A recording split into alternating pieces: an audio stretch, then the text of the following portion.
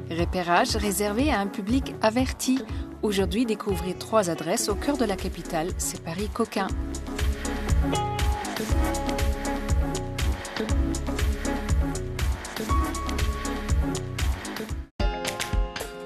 Repérage, c'est votre rubrique dénicheuse de bons plans parisiens. Cette semaine encore, on a marché, couru, rampé, arpenté, cheminé, exploré et déniché les endroits les plus coquins de la capitale.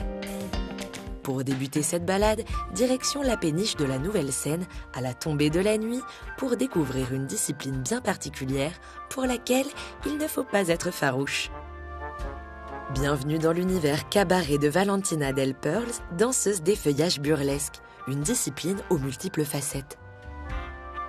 Ça réunit exactement tout ce que je recherche dans le spectacle. C'est danse, théâtre, mime.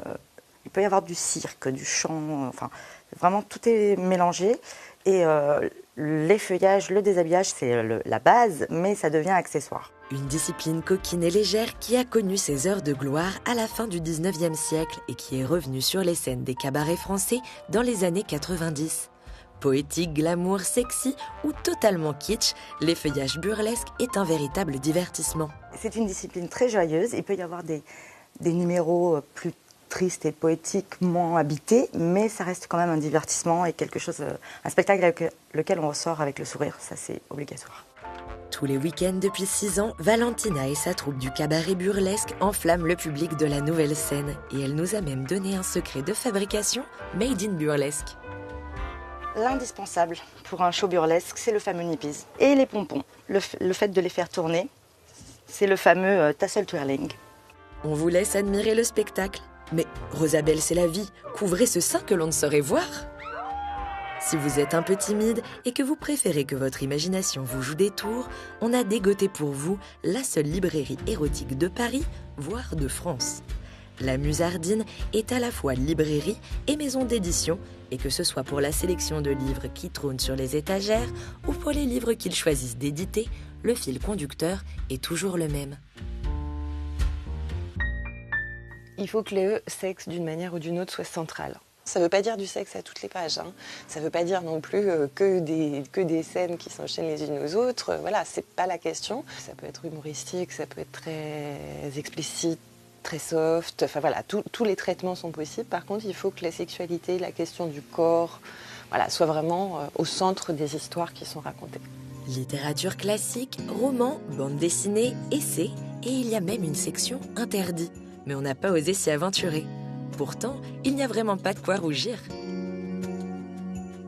Alors ici, à la librairie, on a une clientèle historiquement qui est plutôt masculine, plutôt d'un certain âge, mais qui est en train vraiment d'évoluer. On voit une très nette hausse de la fréquentation par des femmes, des jeunes femmes, qui n'hésitent pas à pousser la porte de la librairie, à se renseigner, à regarder. C'est vraiment très net ces dernières années.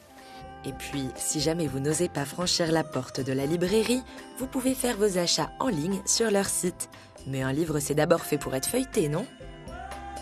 Avec votre livre en poche, on vous propose maintenant d'aller vous prélasser dans une chambre d'hôtel, tout ce qu'il y a de plus rococo dans le quartier de Pigalle. Située dans ce haut lieu de la frivolité parisienne, la Villa Royale était au XVIIIe siècle une maison close. Et elle était loin d'être la seule dans le quartier. Interdite à la fin de la guerre, toutes les maisons ont fermé et cet emplacement est devenu un hôtel avant de devenir définitivement la Villa Royale en 1992.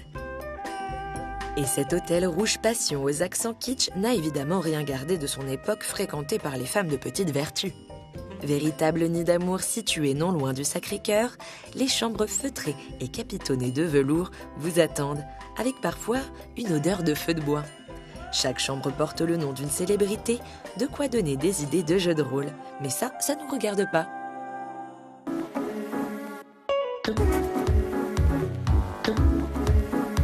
L'âge de bronze est terminé, mais ce matériau n'en finit pas de briller. Poli patiné, il s'invite dans l'atelier des artistes français.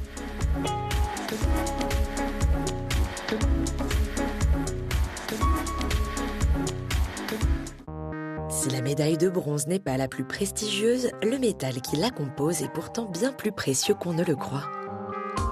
Alliage de cuivre et d'étain, on doit la découverte de cette 3e place du podium à nos ancêtres.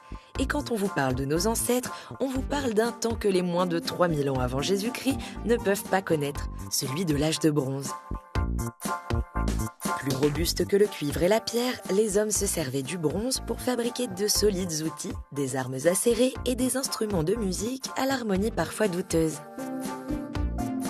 Aujourd'hui, on utilise ce matériau surtout en sculpture, car c'est un très bon élève pour les artistes. Il fond très bien, refroidit assez rapidement et s'oxyde peu. Mais si vous pensiez que le travail du bronze se résume à la coulée, c'est raté. Il y a toute une panoplie d'étapes préparatoires et postérieures. Et chaque étape correspond à un métier.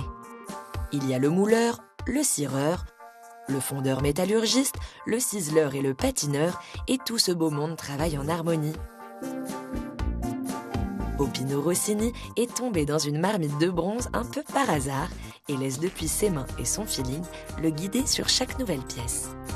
C'est un métier difficile parce que c'est un métier excessivement abstrait.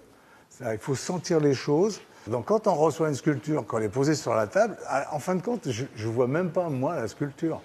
Je vois le côté comment on va la mouler, comment on va l'alimenter, comment on va pouvoir réaliser le bronze.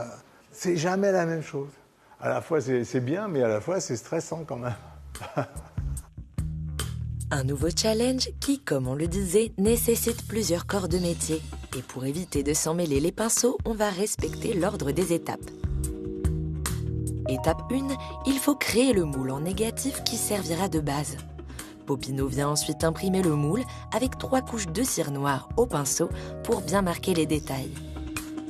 On referme le moule et là, on rajoute une autre couche de cire en grande coulée. On remplit la cire entièrement dans le moule, mais par contre, on ne la revide pas d'un seul coup, on la revide en tournant le moule de manière à ce qu'elle se dépose partout. Voilà. Ensuite, il faut couler un noyau plâtre et sable. Quand ce massif est durci, on enlève le contre-moule en plâtre, on retire le caoutchouc et on a la réplique de la sculpture en cire. Vous êtes toujours avec nous? On vous avait prévenu, le bronze, c'est technique. Et avant d'arriver au Graal, il y a encore quelques étapes, comme celle de l'alimentation. L'épaisseur, elle est que de 5 mm. Le métal, si on met un jet là, jamais il va couler, il va refroidir avant d'arriver en bas. Tandis que là, il coule dans les tuyaux. Et c'est tout un réseau qui fait qu'il y a une logique de remplissage. Une fois l'alimentation mise en place, il faut projeter du plâtre pour envelopper la pièce. Et là, c'est le moment que vous attendiez tous. Immersion dans ce qui ressemble à une mission sur la Lune avec ses cratères fumants et ses cosmonautes en tenue de combat. Quand on coule le bronze dans le moule, c'est comme une communion. C'est quelque chose... c'est très difficile à décrire parce qu'à chaque fois, c'est un mystère, c'est le côté passionnel. Une fois le bronze chauffé à 1100 degrés, le feu vert est donné. À chaque coulée, on peut sentir la concentration ultime.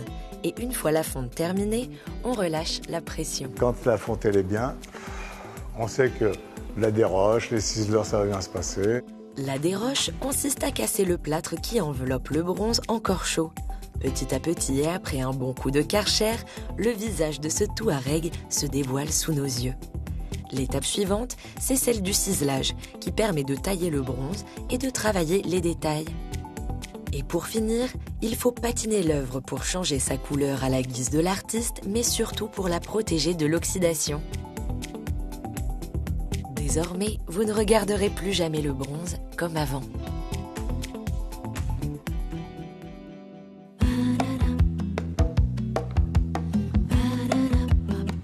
Version française est déjà terminée, mais on se retrouve très vite. En attendant, restez chic toujours. Bye!